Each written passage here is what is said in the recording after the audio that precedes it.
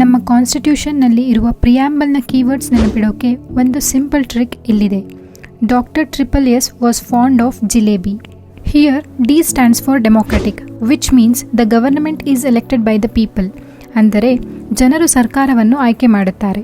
R for republic means head of the state isn't hereditary but elected, ಅಂದರೆ president ಚುನಾವಣೆಯ ಮೂಲಕ ಆಯ್ಕೆ ಆಗ್ತಾರೆ.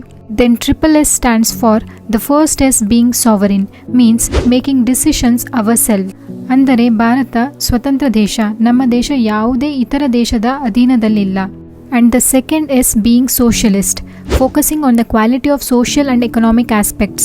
Third is secular, where all the religions are given equal respect, ಅಂದರೆ ಎಲ್ಲ ಧರ್ಮಗಳಿಗೂ ಸಮಾನ ಗೌರವ ಇದೆ. Then J stands for justice, L for liberty, E for equality and B for brotherhood, which is referred as a fraternity in the preamble. So remember the trick, Dr. Triple S was fond of jalebi. This is really important for the exam. So save the video and let me know what topic would you like to see in the next video.